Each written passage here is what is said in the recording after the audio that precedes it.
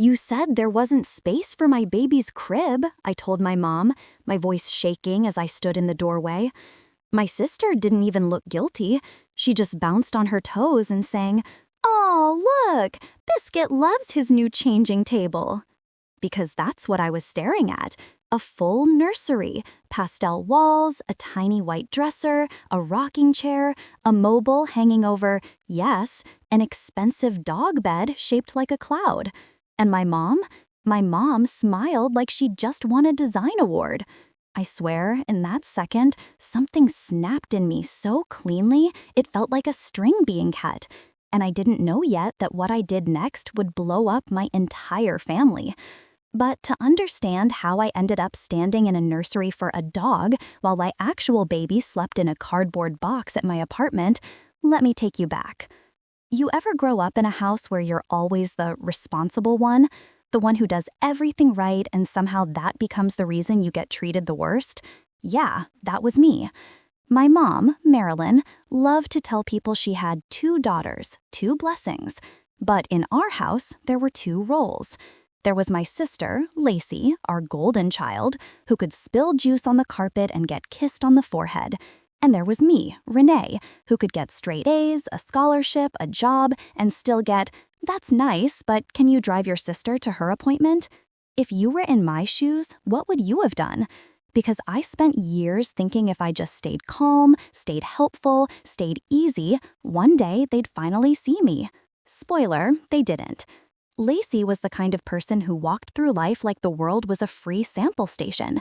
She borrowed money and forgot. She needed a break from jobs. She couldn't deal with stress, so stress became everybody else's problem.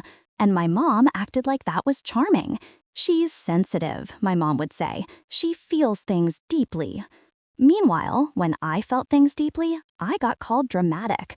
When I got pregnant, unexpected but not unwanted, I told myself maybe this would finally shift something. Maybe a baby would soften them. Maybe a grandchild would make my mom look at me like I mattered. I remember the day I told her. We were in her kitchen, the same kitchen where I'd done dishes since I was 9 while Lacey sat on the counter eating cereal like a princess. My mom was chopping onions. The light above the sink made her hair look silver. "Mom," I said, holding the little white stick in my hand like it might explode, "I'm pregnant." The knife stopped. She turned, eyes wide. "Oh," she gasped, and for one hopeful second, I thought, this is it. She's happy, she's proud. Then her face tightened like she'd tasted something sour. "With who?" she asked. With Noah," I said. "We've been together 2 years." She blinked fast. Is he stable?" "Yeah, he's a mechanic. He's been steady for years." "And you?" she asked, voice sharp. "You're still in that little apartment?" "It's not little," I said, even though it was. "It's fine. We're fine." My mom set the knife down like the conversation was an inconvenience. "Well," she sighed, "I guess congratulations. But you know, a baby is a lot. Are you sure you're ready?" I remember swallowing hard and saying, "I'm 28, Mom." She waved her hand like my age didn't matter. "I'm just saying, a baby changes everything." And then, this part still burns. She added, "Don't expect us to fix things for you." Fix things? I wasn't asking her to fix anything. I just wanted her to smile. But then, you know what happened? My phone buzzed, and it was Lacey texting, "OMG, are you pregnant? Mom told me." And I realized my mom didn't even let me have my own news for 10 minutes. She immediately ran to tell Lacey. Because in our family, everything important got filtered through Lacey like she was the main character. That's when I should have known how the rest would go. Noah and I were happy, okay? Not rich, not glamorous, but happy in that we make it work kind of way. We saved, we planned, we argued over stroller brands at 2 a.m. like that was the biggest issue on earth. But my pregnancy wasn't easy. I had brutal nausea. I got dizzy at work. I had to sit down during long meetings and pretend it was normal. And right when I hit my second trimester, Noah got injured. He was under a car at the shop when a jack slipped. His shoulder blew out. He had surgery, and suddenly, the guy who was strongest in my life couldn't lift a grocery bag without wincing. Our savings started draining like a bathtub with the plug pulled out. That's when my mom offered help. Not help that felt warm, help that felt conditional. One Sunday, she called me. "Renee," she said in that sugary voice she saved for when she wanted something, "I've been thinking about you." I held the phone between my shoulder and ear while I folded baby clothes. "Yeah?" "I don't want you struggling," she said. "So I talked to your father, and we agreed you can stay here after the baby comes. Just for a while, until you're back on your feet." My heart actually jumped. "Really?" "Of course," she said. "It's what families do." Tell me honestly, if your mom offered you a safe place when you were scared and pregnant, wouldn't you take it? I did. We made a plan. Noah would stay at our apartment because the commute to his physical therapy was easier, and once he got back to work, he'd join us. It wasn't ideal, but it was temporary, and my mom insisted, "We have a spare room. You'll be comfortable." The spare room was technically my old room. It had become a storage room since I moved out. Boxes, holiday decorations, random furniture my mom refused to throw away. But I wasn't worried. I thought, okay, we'll clear it. We'll set up a crib in there. I'll be in my childhood home. My mom will bond with her grandbaby. Maybe she'll finally be my mom. Then Lacey came home, because of course she did. Lacey had been living with her boyfriend. Well, living, meaning she stayed in his apartment until they fought, then she needed to come home to heal. That week, she showed up at my mom's house with 2 suitcases, a yoga mat, and her beloved dog Biscuit, a tiny, fluffy thing with anxious eyes that wore sweaters like he paid rent. I was sitting at the kitchen table when she swept in like a tornado. "Renee," she squealed, dropping her bags. "Oh my God, your belly is huge." "It's 8 months," I said. She pressed her cold hand on my stomach without asking, and the baby kicked. Lacey gasped like she'd been chosen by God. She loves me. My mom hugged Lacey so tightly her face crumpled with emotion. "My baby," she whispered. I watched that hug and felt something heavy settle in my chest, because my mom hadn't hugged me like that in years. Later that night, I heard them talking in the living room. I wasn't trying to eavesdrop, our house had thin walls, but I heard my name. "Lacey," my mom said softly, "Renee's staying here for a bit with the baby." "And where does that leave me?" Lacey asked, sharp. "You can have the guest room," my mom said quickly. "It's yours." "But that's my room," Lacey whined. "You know I can't sleep in that guest bed. It hurts my back." My mom did the sound she always did when Lacey complained, like a soothing, "Oh, honey, we'll figure something out. Don't stress." Then I heard Lacey say the words that made my stomach clench. "Well, she can't bring a crib in here. That'll take up space. And babies cry. I'm not doing that." And my mom didn't say, "Lacey, it's a baby." She said, I know, I'll handle it." That's when I realized something was seriously wrong. A week later, I went to my mom with a simple, innocent question. "Hey," I said, holding the crib instructions in my hand, "where should we set this up? In my old room?" My mom didn't even look up from her phone. "Oh, about that." My stomach dropped. "About what?" She sighed dramatically, like I was the one being difficult. "We don't have space for your baby's crib." I actually laughed because I thought she was joking. "Mom, you literally said I can stay here." "You can," she snapped, "but the crib is large. We have things stored, and I don't want the house crowded." "Crowded?" I stared at her. "It's a crib for your grandchild." My mom's mouth tightened. "Renee, don't start." "Don't start? Where is my baby supposed to sleep?" "We can get a bassinet," she said. "Something small." "I already bought a crib," I said, "and you told me there was room." My mom finally looked up, eyes hard. "Plans change." She said it like a fact of nature, like gravity. And that's when Lacey walked into the kitchen holding Biscuit in her arms like a newborn. "What are you guys talking about?" she asked, sweet as sugar. "Nothing," my mom said quickly. I looked at Lacey and said, "Mom says there's no space for the crib." Lacey blinked innocently. "Oh, yeah, that makes sense. Cribs are huge."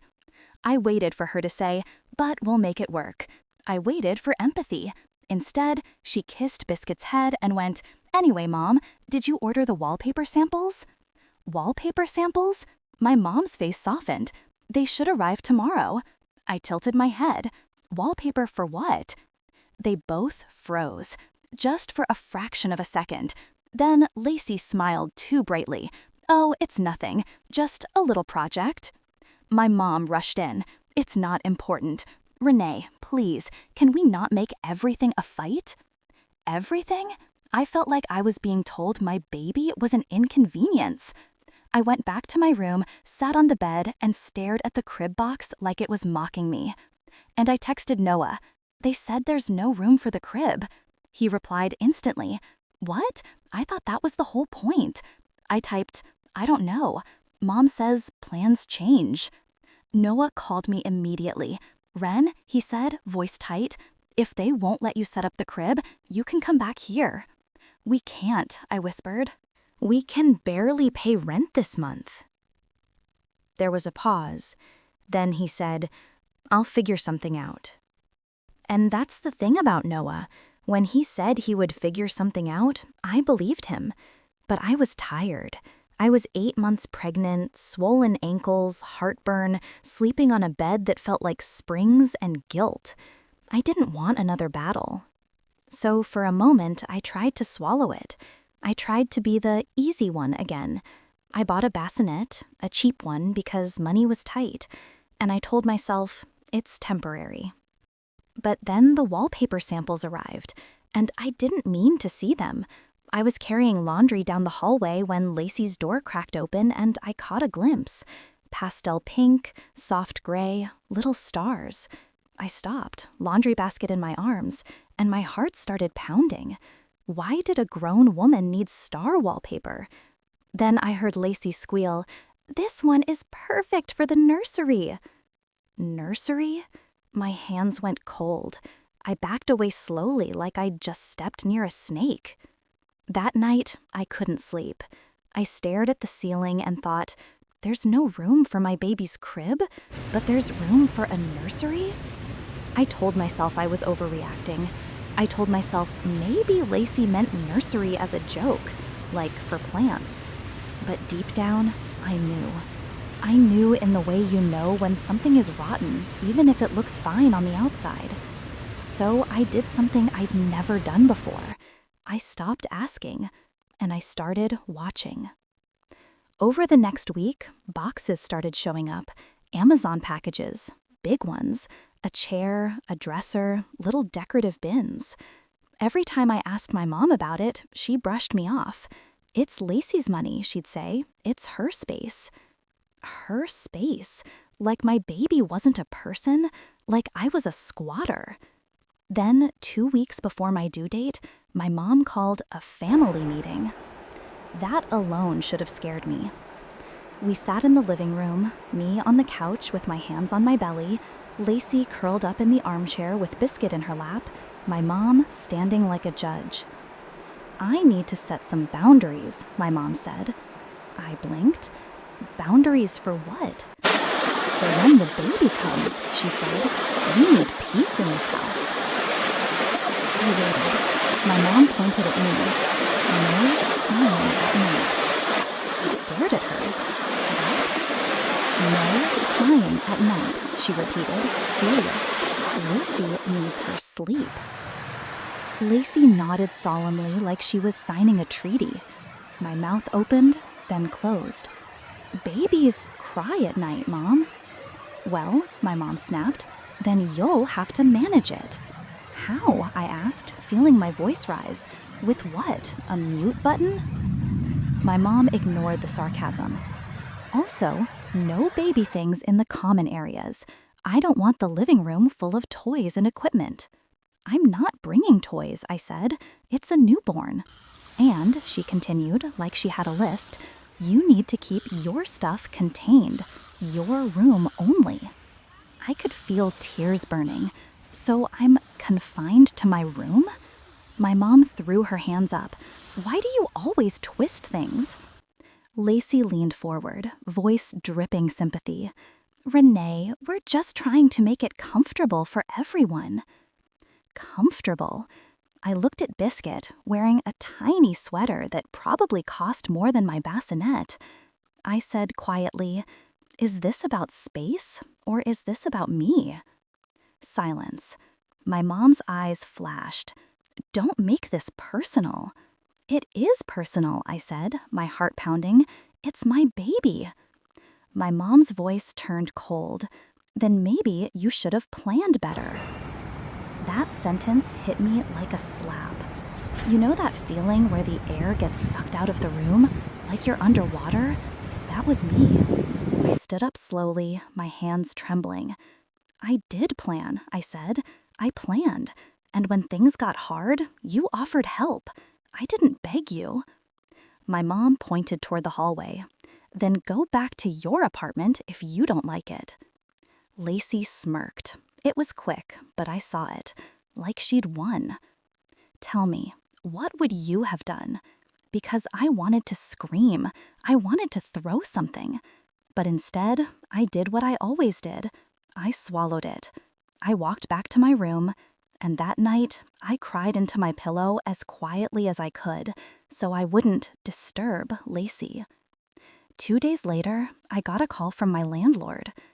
"Renee," he said, cheerful, "I got some paperwork here about your lease." My stomach tightened. "What paperwork?" "A request to remove your name," he said. "Looks like your fiancé signed."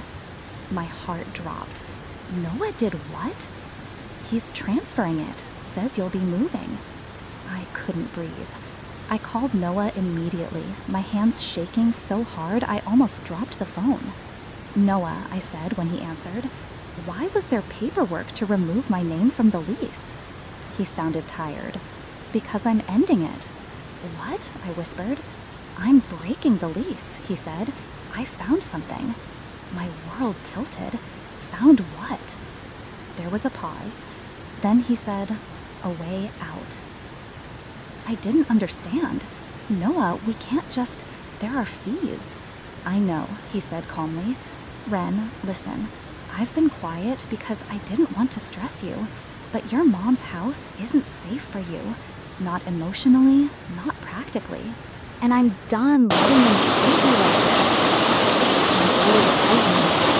"So, what are you saying?"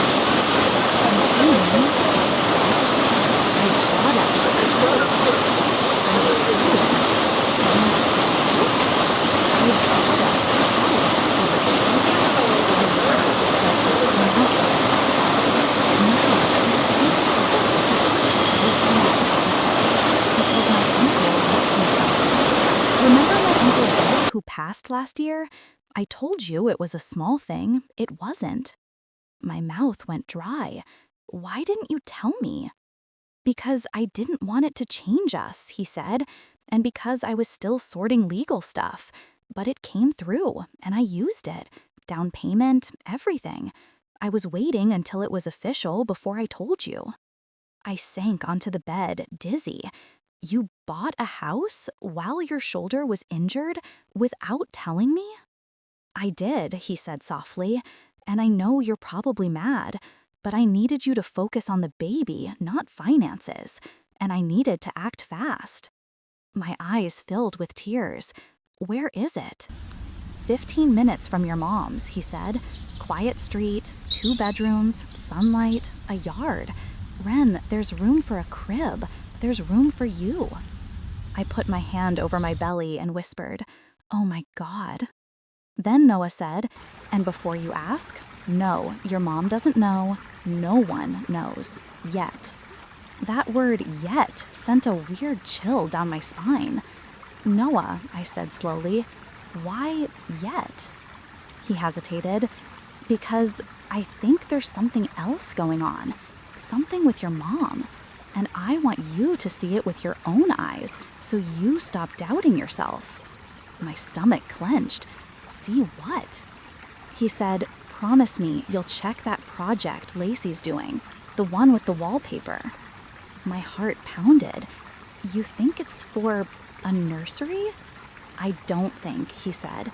I know, because your mom posted on Facebook. I sat up. What? She posted a picture, he said. Not public, but I can see it because she added me as family that one time. Ren, it's a whole nursery. And the caption says, "Can't wait for our new baby to arrive." I couldn't speak. New baby? I whispered. Yeah, Noah said. But you know what's in the photo? My voice was barely there. What?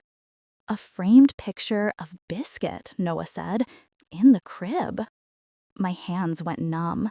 The betrayal hit in waves, like first disbelief, then rage, then this deep well of sadness. Because it wasn't just that they loved Lucy more. It was that they were willing to make me feel crazy to protect her. Noah's voice softened. Then you don't have to stay there. You can come home. Our home. Something in me hardened. No, I said. No? Noah repeated, surprised. I stared at the wall, eyes blazing. Not yet. Ren. I need to see it, I said, my voice low. I need to walk in and see it, like you said. I need to stop letting them gaslight me. He was quiet for a beat. Then he said, "Okay, but be careful." I will, I promised. And Noah, thank you. He exhaled. We're a team. When I hung up, I sat there shaking. Then I did something else I'd never done. I opened my mom's office drawer. Let me explain that. My mom ran a small home-based business, bookkeeping for a few local shops. She was always very my papers, my rules. She treated her desk like it was sacred. But I wasn't looking for money. I wasn't trying to steal. I was trying to understand why she was acting like I was a burden in her house when she was the one who invited me. And I had a suspicion. Because last month, my mom had asked me something weird. She'd said, "Renee, can you help me with a form? It's just paperwork." And she'd slid a document towards me without letting me really read it. I'd been tired, pregnant, trusting. I'd signed where she pointed. At the time, I thought it was something for her business. Now my stomach turned just remembering it. So I pulled open the drawer and started sorting through files. And within 3 minutes, I found it. A mortgage modification agreement with my name on it. My heart slammed against my ribs. I flipped through the pages and saw the phrase, "cosigner, guarantor." My hands started to shake so badly the paper rustled. Because suddenly it made sense. My mom hadn't invited me back because she loved me. She invited me back because she needed me. I kept digging, breath shallow, and found another document. Late payment notices, past due amounts, threats of foreclosure. I sat back, the room spinning. My mom was behind her mortgage, and she had used my signature, my credit, my steady job to keep the house without telling me. That's when I realized this wasn't just favoritism. This was fraud. You know what's wild? In that moment, my anger got so sharp, it felt calm. Like, okay, I see you now. I took pictures of everything, every page, every signature, every notice. Then I put the files back exactly how they were. And the next morning, while my mom and Lacey were out running errands, I did it. I walked down the hallway toward Lacey's room. The door was closed. My heart pounded so loud I thought the neighbors could hear it. I put my hand on the knob, paused, and thought, if I open this door, there's no going back. Then I opened it, and that's how I ended up staring at the dog nursery. The room smelled like fresh paint and lavender diffuser. Soft music played from a tiny speaker, like a spa. A rocking chair sat in the corner with a throw blanket folded just so. And right in the center, like a punchline, was a crib. A real crib, white wood, stars carved into the rails. a little name plaque hanging from it. It said, Biscuits Nursery. I swear my vision blurred. Not from tears, at first, from pure shock. Then I saw the changing table. It wasn't for diapers. It was for dog grooming supplies, brushes, tiny towels, a jar of treats labeled rewards. Beside it was a basket of dog toys arranged like stuffed animals, and on the wall, a framed quote in cursive. Every pup is somebody's baby. I stood there, one hand gripping the doorframe, and all I could think was, my baby is literally somebody's baby, mine. You won't believe what happened next, because my mom and Lacey walked in behind me. I heard the front door open, heard laughter, footsteps, and then my mom's voice in the hallway. Renee, where are you? I didn't move. I couldn't. Then Lacey's voice. Oh my God, she better not be. The footsteps stopped at the door. I turned slowly. My mom's face went white. Lacey gasped like I'd walked in on her naked. What are you doing? My mom snapped, voice high. Get out of here. I pointed at the crib. This, I said, my voice trembling, is why there isn't space for my baby's crib. Lacey stepped forward, defensive. It's not the same thing. How? I asked. Please, explain to me how a crib for a dog is different than a crib for your grandchild. My mom's eyes flicked around like she was searching for an escape route. Renee, you're being ridiculous. I laughed, sharp and bitter. Ridiculous? Mom, you told me plans change. You told me to keep my baby quiet. You told me to stay in my room.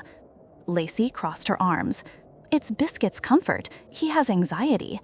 And my baby? I whispered. My baby doesn't? My mom's face hardened. Don't compare. I'm not comparing, I snapped. You are. You're the one who put a dog above my child. Lacey rolled her eyes. Oh my God, you're so dramatic. I walked into the room and ran my fingers along the crib rail. You bought this, I said, looking at my mom. You helped her. My mom's jaw clenched. So what? So what? I repeated. So what?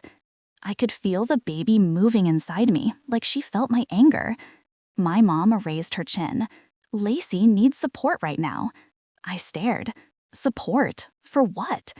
Lacey's face shifted, just a flicker. Guilt? Fear? Then my mom said it, the thing that made my stomach drop for a whole different reason.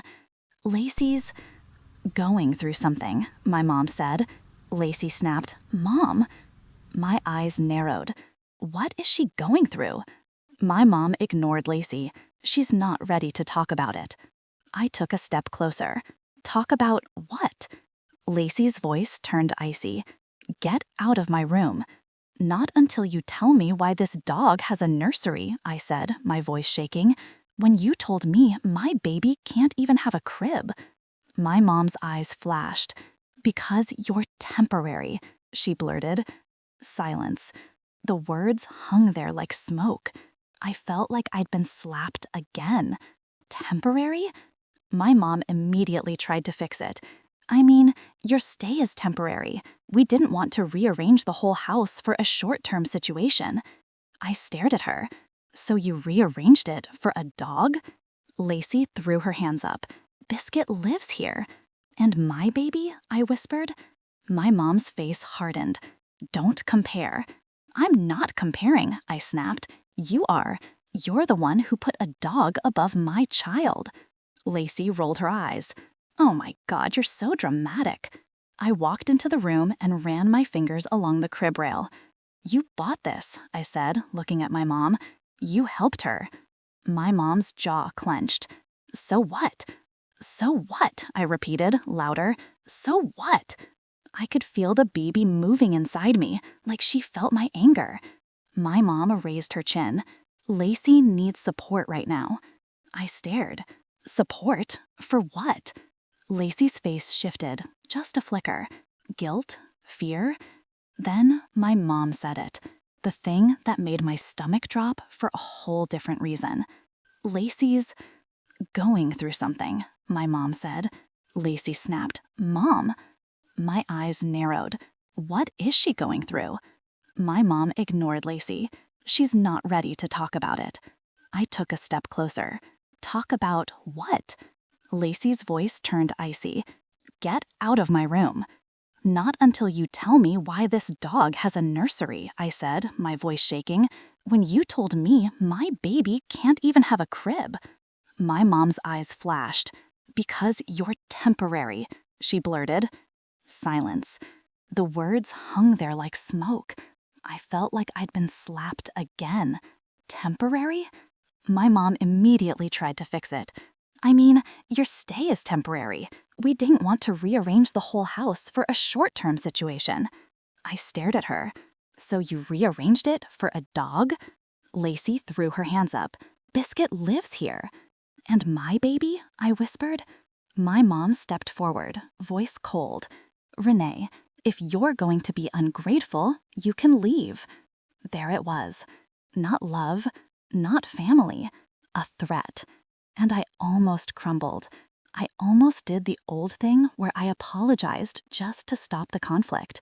But then, in my head, I heard Noah, our home, room for you. And I remembered the papers in the drawer. So instead of backing down, I did something that shocked even me. I smiled. Not a happy smile, a calm, dangerous one. Okay, I said softly, I'll leave. My mom blinked like she hadn't expected that. Fine. Lacey smirked again. Good. I nodded, still smiling. But before I go, we need to talk about something else. My mom frowned. What? I pulled out my phone, and I said, I found the mortgage paperwork. The smirk slid off Lacey's face. My mom's eyes widened. You went from my desk? I did, I said, voice steady, and I saw the foreclosure notices, and I saw my name and my signature. My mom's mouth opened, then closed. Lacey looked back and forth. What is she talking about? I looked at Lacey. Did you know Mom used my name to keep this house? Lacey scoffed. Too fast. No, why would I care? My mom ran at me, reaching for my phone. Give me that. I stepped back. No. Her voice broke into panic. Renee, you don't understand. Oh, I understand perfectly, I said. You invited me here so you could use me. My mom's face twisted. That's not true. Then why didn't you tell me I was a guarantor? I asked. Why did you slide forms in front of me and point where to sign? My mom's eyes filled with tears instantly, like a faucet she could turn on whenever she needed sympathy. I was scared, she sobbed. I didn't know what else to do. This house is all we have. All we have? I repeated, voice rising. You mean all you have, because you sure don't treat me like I'm part of it. Lacey scoffed. Oh my God, Mom, why are you crying? Just tell her to leave. I looked at Lacey and said, You're real comfortable telling me to leave a house I'm legally tied to now? That made her pause. My mom wiped her tears, trying to regain control. Renee, if you do anything, if you report this, do you know what will happen to us? Us, I said. You mean you? She whispered, We'll lose the house. And there it was, the truth. My mom had built her whole image on this house, a perfect suburban home, the good mother, the family gatherings, the control. If she lost it, she lost her identity. And she was asking me with a straight face to sacrifice my credit, my future, my baby's stability, so she could keep playing queen of the castle. Tell me, honestly, would you have protected her? Because I didn't. I took a breath and said, Here's what's going to happen. My mom stared, shocked. She wasn't used to me giving orders. I'm leaving, I said. Today, not after the baby. Today. My mom opened her mouth. And, I continued, you're going to refinance this house within 30 days and remove my name from everything. My mom's face tightened. I can't. You can, I said evenly, or you can deal with what happens when a bank finds out you forged consent. I didn't forge, she started. You manipulated, I corrected. You tricked me. You used my signature without telling me what it meant. Lacey scoffed. This is insane. I turned to her, and you, I said sharply, are going to stop acting like you deserve everything. Lacey's cheeks flushed. Who do you think you are? I smiled again. Someone who's done being the family doormat. My mom's voice turned hard. If you leave, don't come back. I nodded. I wasn't planning on it. My mom's eyes flashed with something ugly. Then why are you doing this? Why ruin us? I looked around the pastel room, the dog crib, the rocking chair, the little star wallpaper, and I said, because you ruined me first.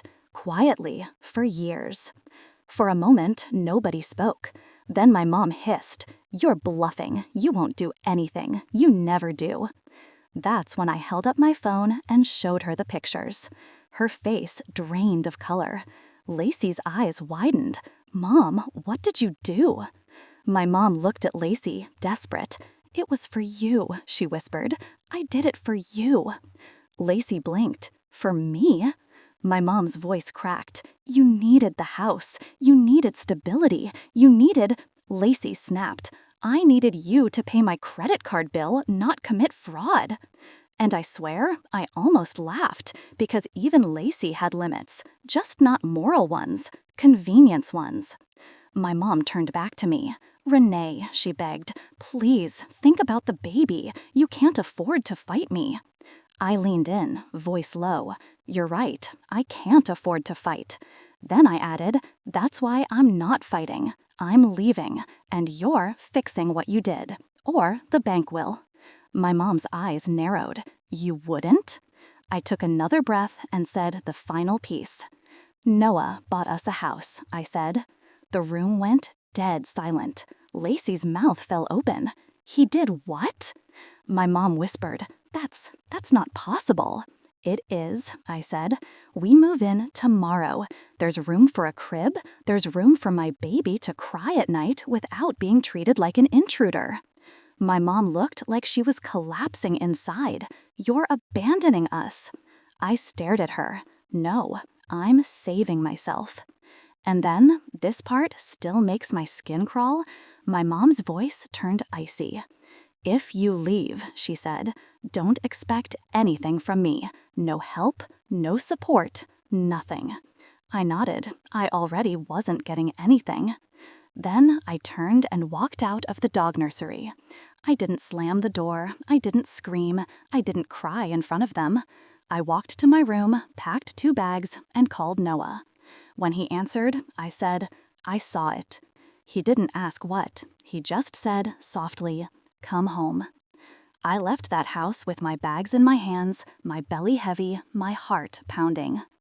My mom followed me to the front door, still trying to control the story. "Renee," she said, louder, like she wanted the neighbors to hear. "If you walk out, you're choosing this. Remember that." I turned back and looked at her, and I said, "No, Mom, you chose this when you made a nursery for a dog and called my baby temporary."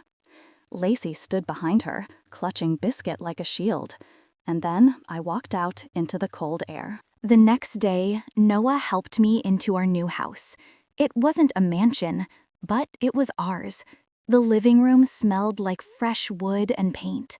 Sunlight poured through the windows like the world was giving me a second chance. Noah showed me the second bedroom, and there, against the wall, was the crib, already assembled. He'd put it together with one good arm because his shoulder still hurt. I covered my mouth and started crying. Noah stepped closer and whispered, "We're safe." I put my hands on the crib rail and said, "She's safe." Because that's what mattered. But here's where it gets even crazier. 2 weeks later, I went into labor. I called my mom out of habit more than hope. You know how some part of you still reaches for the person who taught you what mom means, even if they never lived up to it? She didn't answer. I left a voicemail anyway. I'm having the baby, I said, breathless. If you want to be here, now is the time. She never called back. Noah drove me to the hospital with his hand gripping mine so tight my fingers went numb. And after 16 hours of labor and one terrifying moment where the nurse said, "We need to monitor her heart rate," my daughter arrived. When they placed her on my chest, she was warm and slippery and furious at the world. And I laughed through tears and said, "Hi, baby." Noah kissed my forehead and whispered, "You did it." I looked at my daughter's tiny fist and thought, I am never letting you feel the way they made me feel. You won't believe what happened next, because 3 days after we came home, my mom finally showed up. Not at the hospital, not with flowers, not with apologies. She showed up at my front door with paperwork. Noah opened it. I stood behind him holding my daughter. My mom's eyes flicked to the baby, and for the briefest moment, I saw something like regret. Then it vanished. "Renee," she said stiffly, holding out a folder, "we need to talk." Noah didn't move. About what? My mom lifted her chin. "This is family business." Noah looked at me. I nodded once. He stepped aside, and my mom walked in like she owned the air.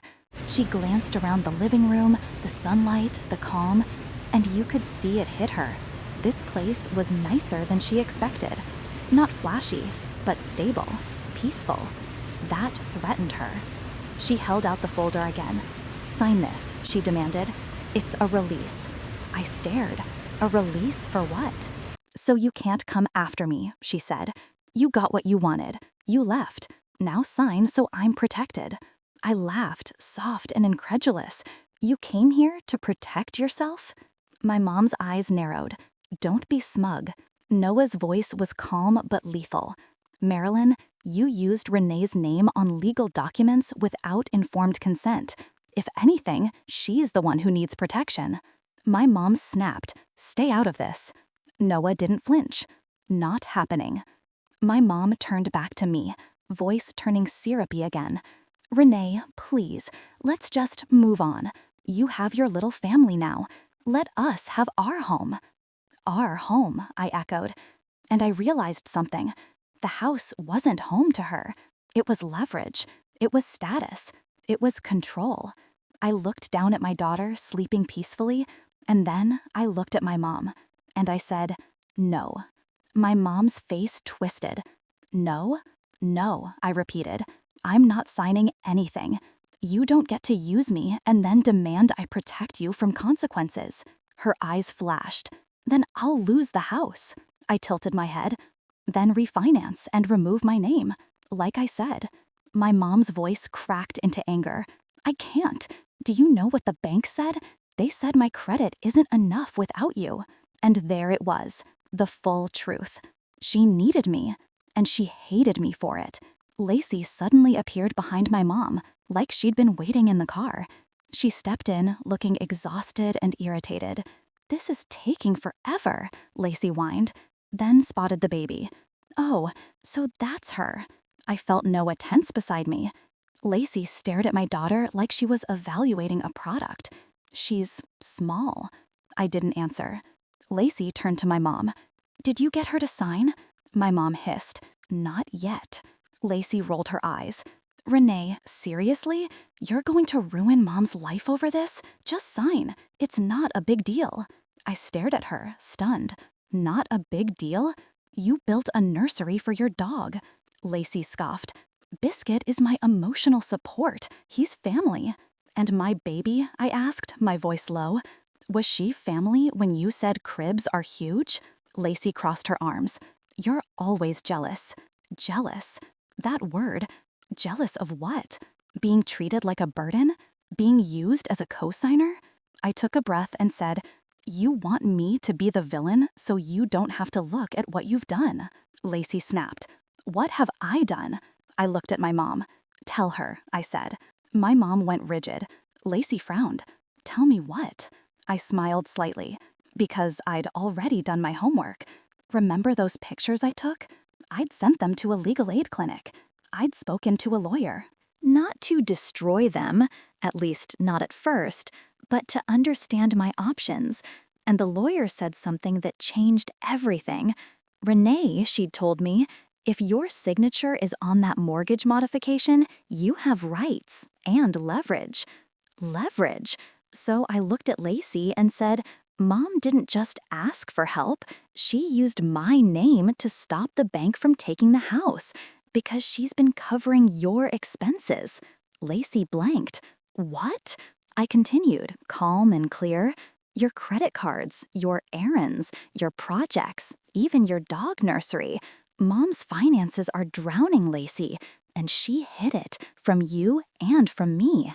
Lacey's face turned red. That's a lie. My mom shouted, Renee!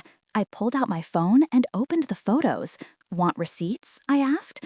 Lacey stepped closer, eyes darting over the screen. Then her face changed, her mouth opened, and she whispered, Mom, what the hell? My mom's eyes filled with tears again, but this time it wasn't for me. It was for control slipping away. I did it for you, my mom sobbed. I didn't want you to worry. Lacey exploded. You didn't want me to worry?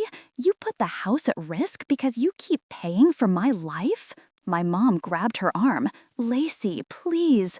Lacey yanked away. No, you always do this. You always fix it. And now you're blaming Renee like it's her fault you can't stop. I stood there holding my baby, watching the goldenchild finally see the mess behind the curtain. And you know how it felt? Not satisfying, just sad, because it didn't change what they did to me. My mom turned to me, eyes wild. See what you did? She hissed. You're tearing us apart. I stared at her and said, No, Mom, you tore us apart. I just stopped pretending. Silence. Noah stepped forward, calm. Marilyn, here's what's going to happen, he said, the same tone I'd used before. You will refinance within 30 days. If you can't, you sell. Renee's name comes off. End of story. My mom glared. You can't tell me what to do. Noah didn't blink. Then we proceed legally.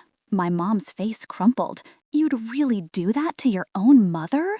I looked at her and said, You did this to me first. Then I walked to the front door and opened it. My mom stared. What are you doing? I'm setting a boundary, I said quietly. You don't get to come into my home and demand things anymore. Lacey looked stunned. Renee, I met her eyes. If you ever want a relationship with me, I said, it starts with respect, not guilt, not demands, respect. Then I looked at my mom. And you, I said, voice steady, you are not welcome here until you can apologize without trying to control the outcome. My mom's lips trembled. You're choosing him over me? I didn't even hesitate. I'm choosing my baby over your ego. My mom's eyes went cold. Fine, she spat. Enjoy your little life. And they both walked out. The door clicked shut, and the house got quiet again. I stood there for a second, my baby breathing softly against my chest, Noah's hand warm on my shoulder. And I realized something. For the first time in my life, I wasn't bracing for impact. I wasn't waiting for the next insult, the next demand, the next guilt trip. I was just here, in peace. Over the next month, my mom tried everything. She sent texts like, You owe me for raising you. She sent voicemails crying about how heartless I was. She even had an aunt call me and say, Your mother is devastated. But I did not bend, because every time I felt the old guilt rising, I pictured that dog nursery. And I pictured my mom's face when she said, You're temporary. And I looked at my daughter in her crib, her actual crib, and I remembered, I'm not temporary, not in my own life. 32 days later, my mom refinanced. It wasn't easy for her. She had to sell some things, she had to stop funding Lacey's lifestyle, she had to face reality, and my name came off the paperwork. When my lawyer emailed me confirmation, I sat on my couch and cried, not because I was sad, but because I finally felt free. Over the next month, my mom tried everything. She sent texts like, You owe me for raising you. She sent voicemails crying about how heartless I was. She even had an aunt call me and say, "Your mother is devastated." But I did not bend, because every time I felt the old guilt rising, I pictured that dog nursery. And I pictured my mom's face when she said, "You're temporary." And I looked at my daughter in her crib, her actual crib, and I remembered, I'm not temporary, not in my own life. 32 days later, my mom refinanced. It wasn't easy for her. She had to sell some things, she had to stop funding Lacey's lifestyle, she had to face reality. And my name came off the paperwork. When my lawyer emailed me confirmation, I sat on my couch and cried. Not because I was sad, but because I finally felt free. A week after that, Lacey showed up alone. No dog, no mom, no attitude, at least not her usual one. She stood on my porch, hands stuffed in her jacket pockets, eyes red like she'd been crying. I didn't invite her in right away. I said, "Why are you here?" She swallowed. I didn't realize. I stared. Didn't realize what? She looked down. How bad it was. How much Mom did. How much she used you. I waited. She took a shaky breath. I thought you were just strong, like you didn't need anything. I let out a bitter laugh. And that made it okay to take from me? She flinched. No. A long silence stretched between us. Then she whispered, "I'm sorry about the crib." I stared at her, searching for manipulation. But this time, her face looked tired. Not dramatic, not performative, just tired. I didn't forgive her right then, let me be clear, because apologies don't erase years. But I did say this. If you want to be in my daughter's life, you will never treat her like she's less. Lacey nodded quickly. I won't. I asked, and Biscuit's nursery? She actually winced. Don't. I raised an eyebrow. Is it still there? She groaned. No, Mom turned it back into storage. Biscuit sleeps on my bed like a normal dog now. I almost smiled. Then Lacey looked at me with something close to fear and said, "Mom hates you right now." I shrugged. Mom hated the version of me she couldn't control. Lacey blinked, and I said, "I'm not living for her approval anymore." That night, after Lacey left, I rocked my daughter in the chair Noah bought from a thrift store. The room was dim, warm. The baby smelled like milk and soap. The house creaked softly like it was breathing. And I thought about how, for years, I kept trying to earn a place in a family that only valued me when I was useful. I learned something I wish I'd learned earlier. Love that requires you to shrink isn't love, and family that treats your child like an inconvenience doesn't deserve access to them. So here's my question for you, because I genuinely want to know. If your own mother told you there wasn't space for your baby's crib, and you walked in and saw a nursery for your sister's dog, would you forgive them, or would you walk away like I did? Because me, I chose the crib, I chose my baby, and I chose myself.